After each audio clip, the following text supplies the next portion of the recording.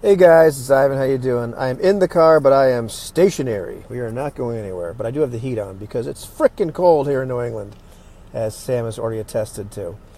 Um, I've been thinking a lot about this Powered by the Apocalypse combat thing because after our second session of Uncharted Worlds, it's clear that we've never really done combat completely right, which is okay, I think. And maybe when Sam runs it, um, we'll see how that goes. And I read Apocalypse World a little while ago, and so I reread some stuff today because I find the way that they handle combat a little bit more interesting. I don't think, and this is for me, I don't think that I'd ever find Powered by the Apocalypse games completely satisfying.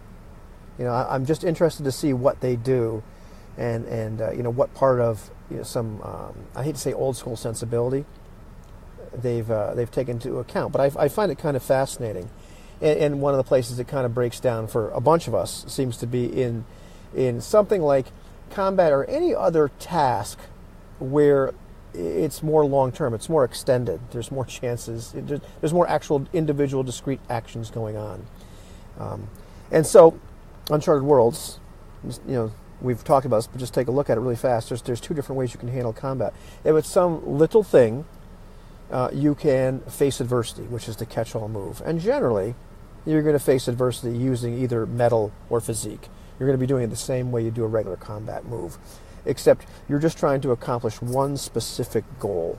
I want to sneak up behind this guy. I want to knock this one guy. I want to. The example I think they give is like being a sniper. I just want to pop this one guy. And of course, then you just roll the standard move and find out whether there's complications or not, or whether you get what you want, or whether you just fail miserably. And in the a GM move will happen if you fail or if you score a weak hit, and that's that. I understand that the moves can snowball, and that's part of the PBTA vibe. However, my perspective on this is I don't necessarily think if you want to break a combat into really granular steps like that it would necessarily snowball in the characters to the detriment of the characters. It depends on it depends on discretion by the game master. What's fictionally appropriate to add as complications, and if I may digress, but I'm gonna because it's my video. Something like Fantasy Flight Star Wars give you this great example of it, where they're constantly throwing things like threat and despair at you, but generally, in that game, statistically, you're going to succeed with threat an awful lot, or fail with advantage. So I don't necessarily believe that just because these moves might snowball and you're constantly scoring weak hits in a combat in PBTA, should you decide to constantly do it that way, that it's going to screw you. However, the other way, which a lot of us have talked about finding very unsatisfying, is you either use the open fire move, which is plus metal, which is you're shooting at somebody, or the launch assault, which is just physique. And we've played games long enough to know we're talking about ranged attacks or melee, brawl type attacks. And what most of us have found this unsatisfying is the idea that it's this one global roll, and then you at that point find out whether you have taken out this threat or taken out this threat with complications, or whether you fail to take out the threat. And then you're supposed to narrate this quick back and forth, already knowing what the final results are going to be. Which, narrating piece by piece, move by move, like maybe using the Star Wars dice, or maybe using several different rolls, that can be very satisfying. Doing it all at once, not so satisfying. But contrast this with, well, one thing as I'm looking for the other document here on my iPad is, to me, part of that, how you can break that up a little bit if you're playing Uncharted Worlds, and we're going to play it one more time, is, how do you chop up these threats? What are you calling a threat? Are you going 100% by the book that a threat is this group of guys over here? Or are you considering the threat is, I want to get, like something that I did, in our second game, is, okay, your first threat is you want to distract these guys. So the threat doesn't necessarily become knocking out the aliens or the bad guys. It becomes, what is your intention? What do you want to do?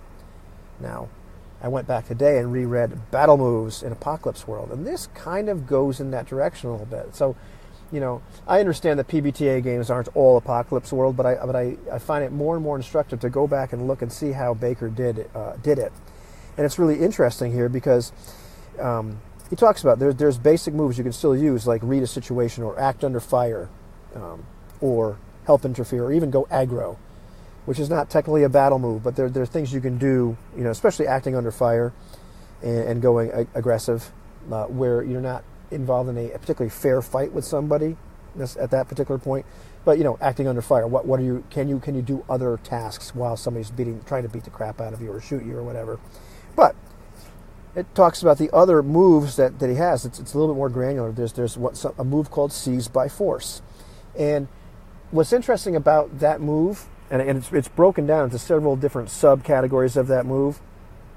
It is the idea that it's more intention based. It's not like, do you win this combat or not? It's like, what are you trying to accomplish here? And it's interesting. On a hit, you choose 3 options. On a miss or a weak hit, you choose 2, and on a miss, you only choose 1 of these options. It's assumed in these battle moves that you are going to trade harm. It's in other words, it's not a question of whether or not you're going to hit the other guy and the other guy is going to hit you. You are.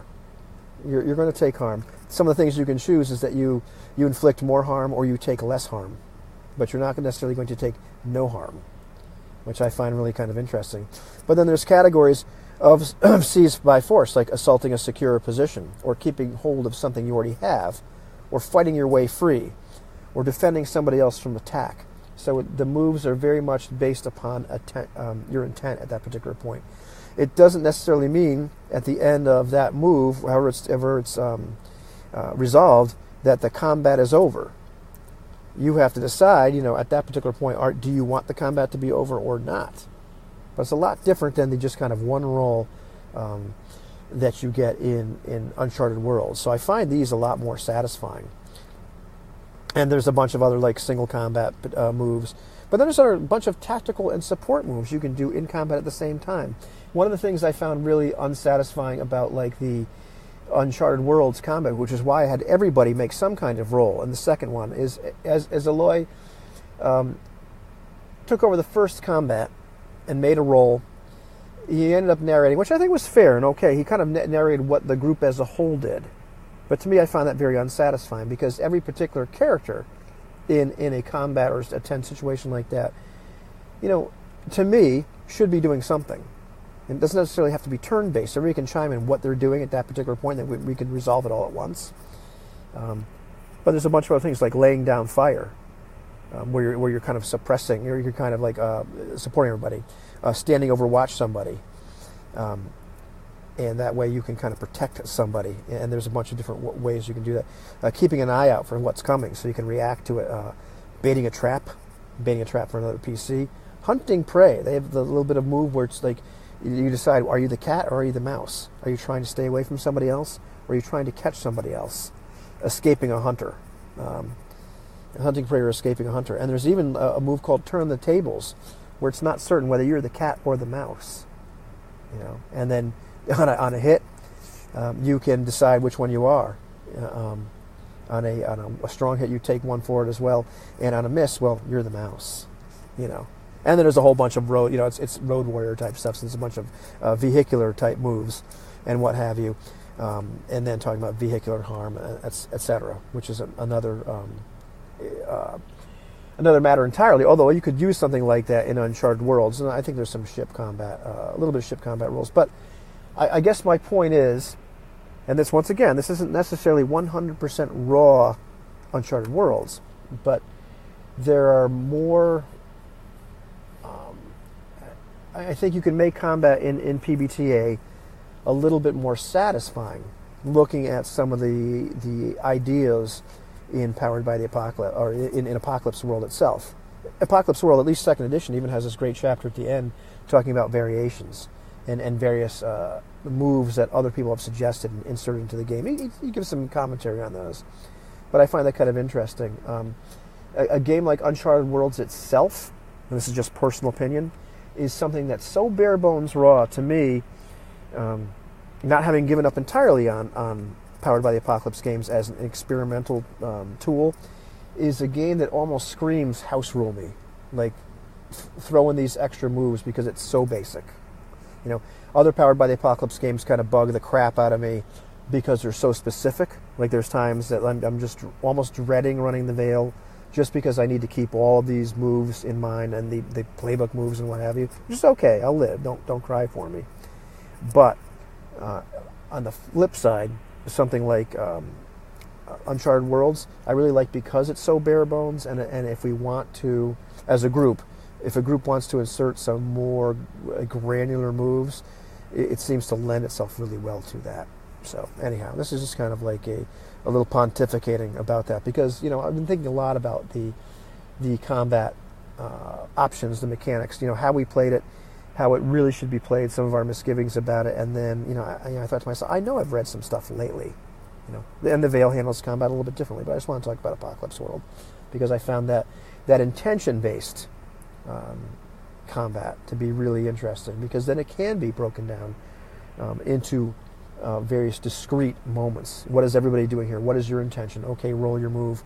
And then, okay, well, that's over. Maybe you've eliminated this particular threat, but the threat might not necessarily be the adversary you're facing. It's the particular situation you're in. Have I now moved to higher ground? Have I set myself up for something better? Have I seized control of something?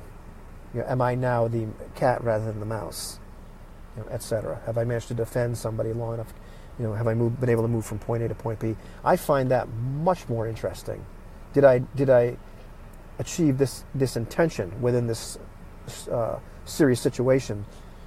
I find that much more compelling than, okay, did I win or did I lose? And now let's talk for 5 minutes or a minute or whatever it is about how I did that and try to make it sound as cool as possible. That, Jason and Lev said, unsatisfying. Anyhow, I'm going to quit John now and drive home. But yeah, that's what I'm going to do. The end.